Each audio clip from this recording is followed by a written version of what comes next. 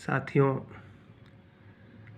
हिंदी साहित्य के इतिहास को समझने की प्रक्रिया में आधुनिक कविता को समझना, आधुनिक समाज को समझना, लोकतांत्रिक मूल्यों को समझना, स्त्रियों, दलितों, आदिवासियों और समाज के तमाम वे लोग जो सदियों से अधिकारों से वंचित रहे, जो सिस्टम में सिर्फ और सिर्फ वर्किंग में रहे, लेकिन सिस्टम ने उन्हें कुछ नहीं दिया। असल में आधुनिक लोकतांत्रिक प्रक्रिया मनुष्य के स्वतंत्र होने, नया ज्ञान प्राप्त करने और जीवन में कैसे बेहतर चीज़ों को करने की प्रक्रिया शुरू की जा सकती है, उसका एक पूरा आयाम खड़ा करता है और हर मनुष्य को उसके स्वतंत्र होने का बोध कराता है। अज्ञेय हिंदी के महत्वपूर्ण कवि। आप जितना अज्ञेय को पढ़ते जाएंगे उतना ही अज्ञेय आसमान के उस अनंत लोक की तरह खुलते हुए हमारे सामने आएंगे और हमें उस दौर की पूरी राजनीति, उस दौर के समाजशास्त्र से परिचित कराएंगे कि जब आज़ादी का आंदोलन चल रहा था और वे खुद लाहौर की जेल में बंद थे और उन्हें लगा कि अब मेरी भी ज़िंदगी ख़त्म होने वाली है, मुझे भी फांसी हो जाएगी जल्दी। उन सारी चीज़ों का जिक्र वे करते हैं अपने शेखर एक जीवनी उपन्यास में कि ज़िंदगी क्या है और ज़िंदगी देने वाला कौन है और ज़िंदगी लेने वाला कौन है। और लाहौर जो पाकिस्तान में चला गया है, भारत की आज़ादी के समय जो बंटवारा हुआ था उसमें हिंदुस्तान का आधा पंजाब पाकिस्तान में चला गया, बांग्लादेश चला गया और न जाने कितनी चीज़ें चली गई और उस एक मुल्क में से 3 मुल्क पैदा हो गए। तो ये एक अलग कहानी है। और वो लोग जो आज भी अपनी पहचान के लिए तरस रहे हैं, तड़प रहे हैं, चाहे पाकिस्तान में हिंदू अल्पसंख्यक हो, सिंधी हो, क्योंकि उसको तो पूरी तरह से इस्लामिक कंट्री में कन्वर्ट कर दिया गया ना।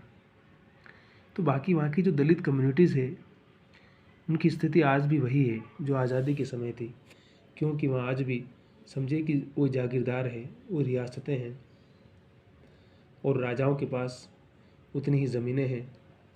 जो पहले राजा थे अब वो सांसद बन गए हैं। और जो दलित समाज है वहाँ का, जो कमज़ोर तबका है, वो आज भी उन ज़मींदारों के खेत में सिर्फ मजदूरी करता है और उसके पास कुछ भी नहीं है, क्योंकि ज़मीन का जो बंटवारा होना चाहिए था वो बंटवारा नहीं हुआ। तो जब नया मुल्क बनता है तो वो लोग डोमिनेंट होते हैं जो पहले से पावर में होते हैं। तो पाकिस्तान के साथ कुछ ऐसा ही हुआ और अब वो लोग जो वहाँ कुछ अधिकारों से वंचित और हिंदुस्तान आना चाहते हैं, शायद भारत सरकार उनको यहाँ की नागरिकता देने जा रही है। ये बहुत खुशी की बात है और नागरिकता मिलनी चाहिए उन लोगों को जो इस चीज़ के लिए डिज़र्व करते हैं।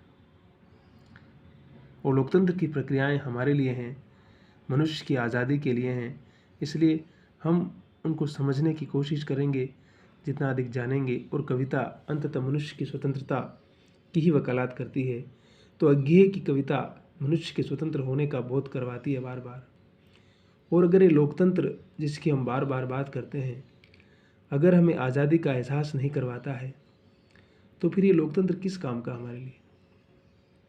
ये डिक्टेटरशिप से कम थोड़ी है फिर, कि हम बात तो बड़े बड़े मूल्यों और बड़े बड़े सिद्धांतों की करते हैं, लेकिन जब कमज़ोर लोगों को अधिकार देने की बात आती है तो हमारे सारे आदर्श हवा में उड़ जाते हैं। ऐसा नहीं चल सकता है। तो धन्यवाद इस लोकतांत्रिक प्रक्रिया को, लोकतंत्र को। और मैं कहूँगा कि हर कवि और हर रचनाकार को भी लिखने का मौका मिल रहा है, उसको भी अपनी पूरी शिद्दत से अपनी बातों को रखना चाहिए। और कवि तो मनुष्य की सारी संभावनाओं को खोल के सामने रखता है, इसमें कोई शक नहीं है। तो हंसते रहिए, मुस्कुराते रहिए और आबाद रहिए और अपने काम को शिद्दत से करते रहिए। ज़िंदगी आपका स्वागत करेगी हमेशा, हर दिन। और लगे रहिए, ज़िंदगी में हार नहीं मानना है, लगे रहना है, आगे बढ़ते रहना है और इस जीवन को हर दिन तराशते हुए एक दिन बेहतर ज़िंदगी में तब्दील करना है।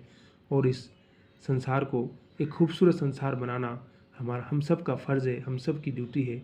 तो हमें अपना योगदान कितना देना है उसको ध्यान में रखते हुए आगे बढ़ते जाना है। और शब्बा खैर, मस्त रहिए, हंसते रहिए, मुस्कुराते रहिए, आबाद रहिए।